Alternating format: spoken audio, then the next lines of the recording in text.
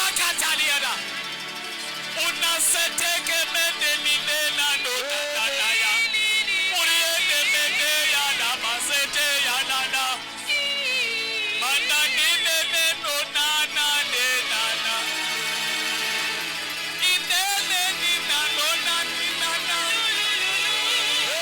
Ratatike te nina no dana sana. Utaya sata mana nina sata yana. Uriende ne mende.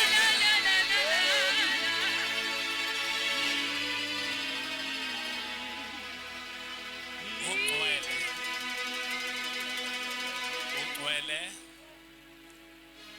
Baba wethu othembekile. Huda satadiara mendeni kazada dikara uriende mina kada sitela saya unama kaleseli amana uriaka setelesiana.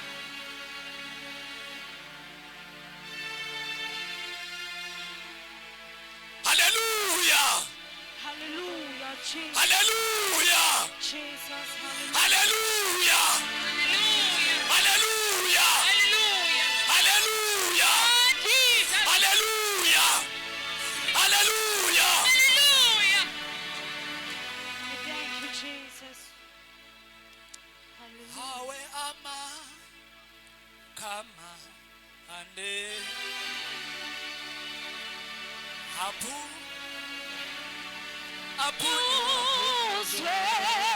diniweyo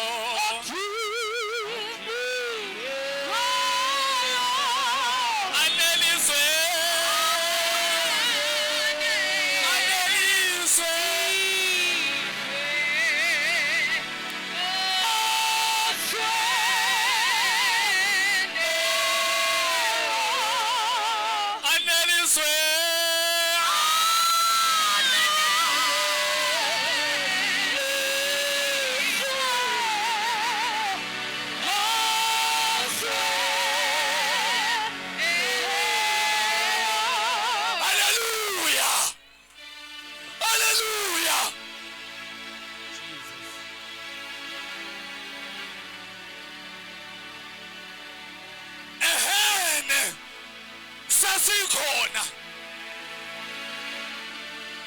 sasikhona.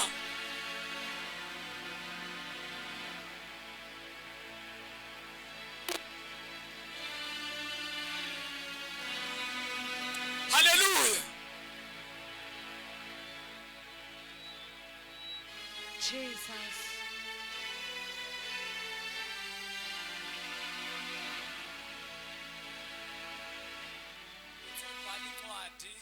Obhala incwadi yezenzo uthi lokhu kuyikho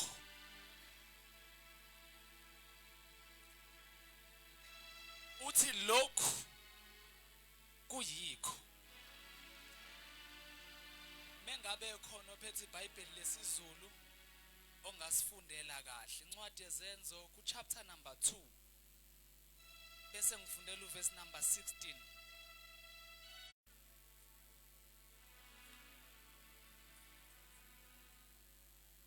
Manxeba akho aliyeza ku alabeli bazi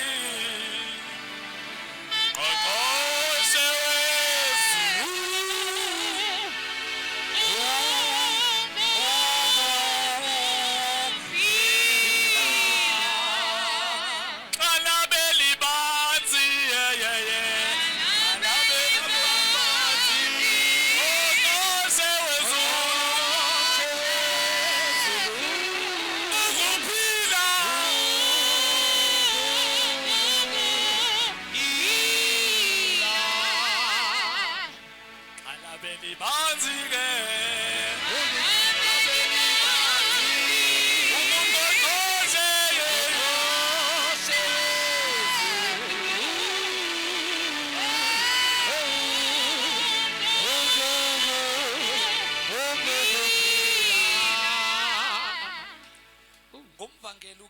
igama lami kubaleke kakhulu ukuthi ngisindisiwe ngathethelelwa izono. Haleluya.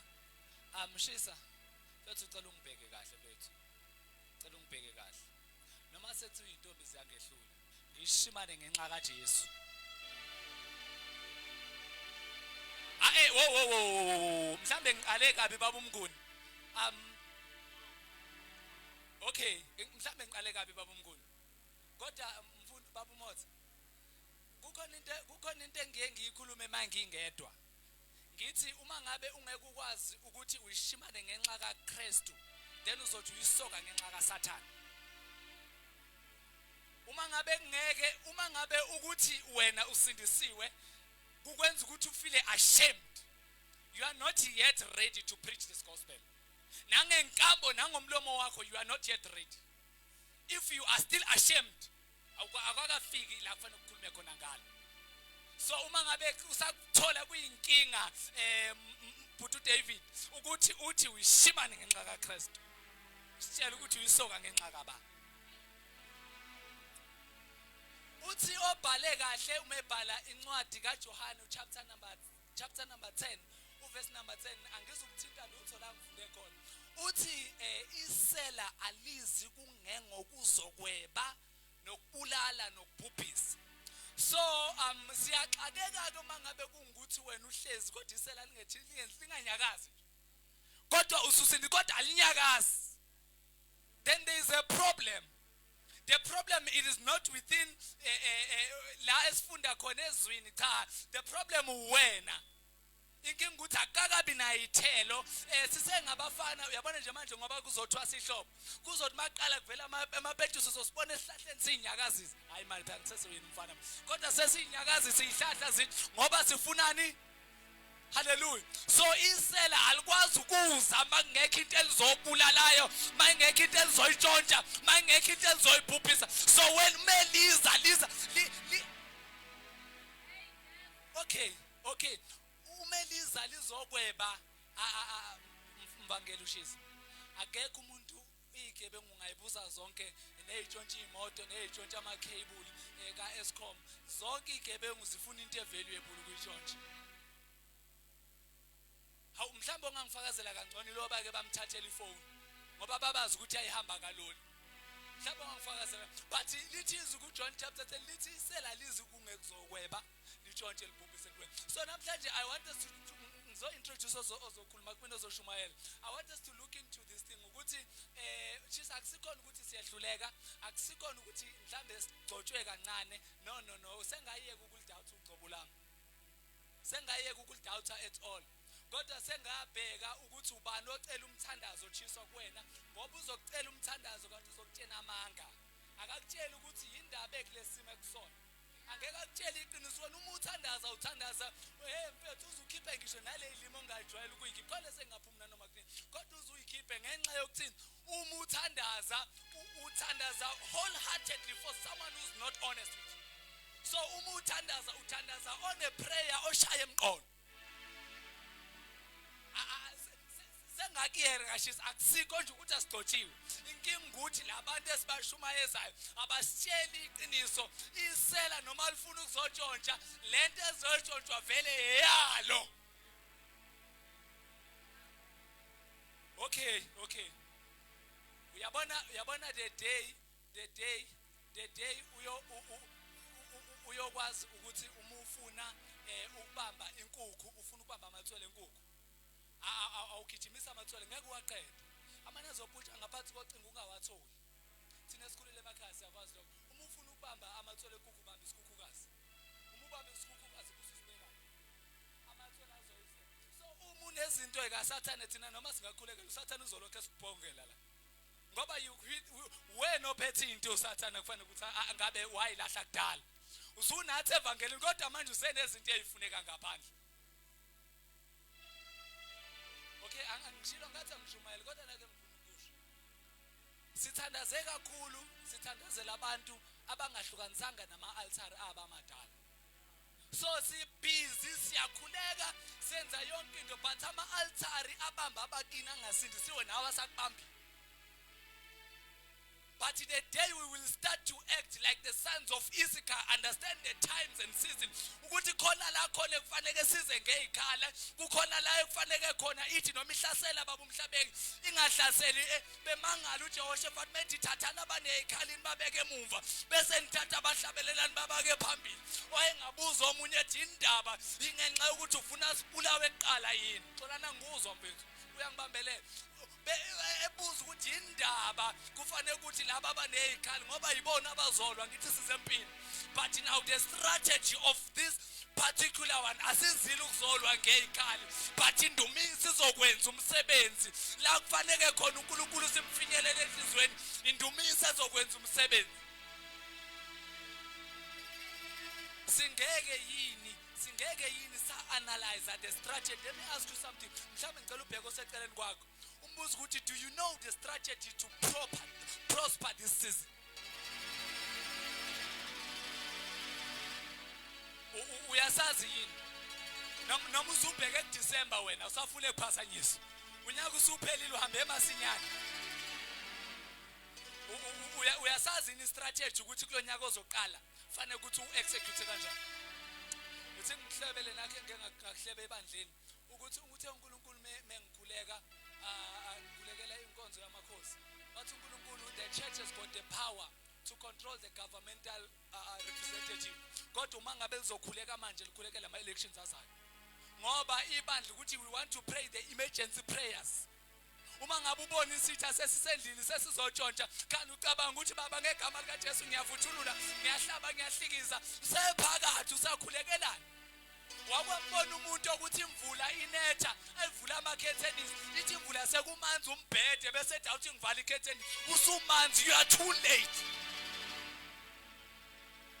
Kodwa should we have understood ukuthi lesasikhathi esakhulunywa ngoJoel kwathi umebhalo wencwadi yabezenzi uthi lokhu kuyikho. Uyazi ukuthi ayikho into ebuhlungu njengokube ukube ngilindile. Ukube ngilinda ngaba ngilimalanga kanje.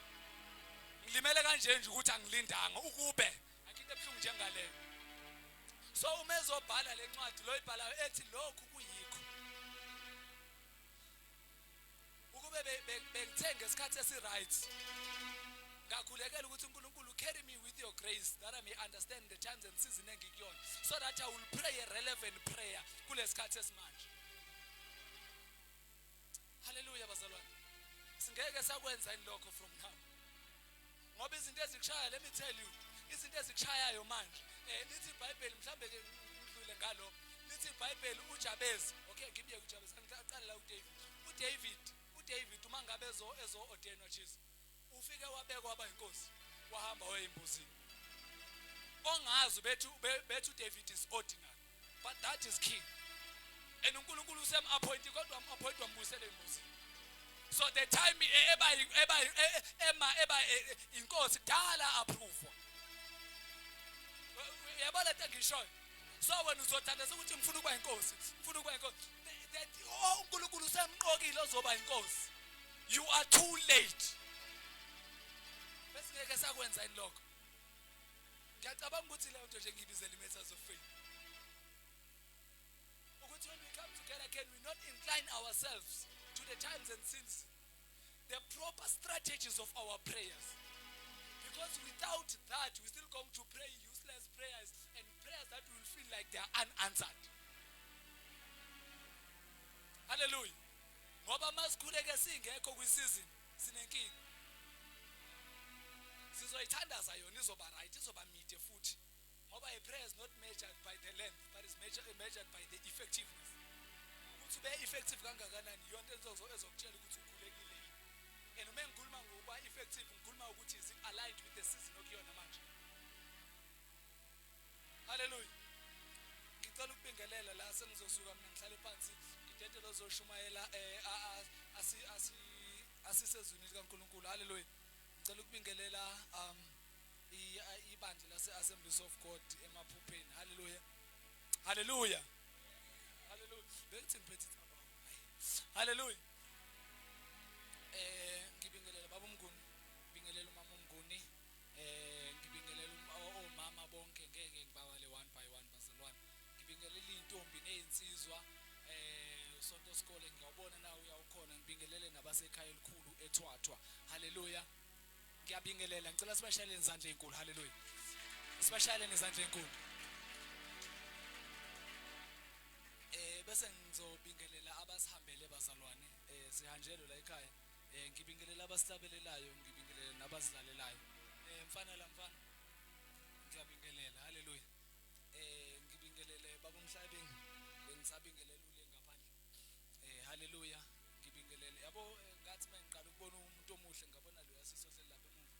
But usis precious. Ngathi ngiyaqala ukubona umuntu omuhle emhlabeni. Haleluya.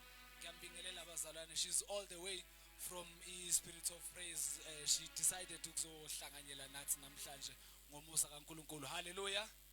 Haleluya.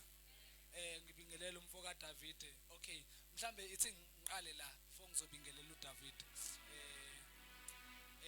I'm sure ukuthi most of abazalwane abakhona la they were expecting ukuthi sibe no bishop udokotela umchumo. Haleluya. And by the tragedy eyenzakele ukuthi kulamaviki adlulile ulahlekele ubaba wakhe omzalayo enyameni. Haleluya. So ngesimo esikanjalo kwase kuba khona ukuthi akaphumeleli ukuthi akakabi ready ukuthi angazoma akhonza ibandla njengoba nasebandleni lakhe engami ngalikhonza. Haleluya. So ngalokho kwese appointa from ebandleni ukuthi akuze one of abazalwane abathembayo nokho ukuthi mhlambe bengamrepresenta kahle. Kodwa ngazi ngoba inkulu lezecathu. But ke ngiyamethemba uDavid, ngethemba uNkulunkulu. Haleluya. Zinkulu lezecathu bazalwane. Ushisa mfowethu ngakufakazela. Mfowethu mina ngaqala ukuzwa iBhayibheli likhuluma ngokushumayela umculo.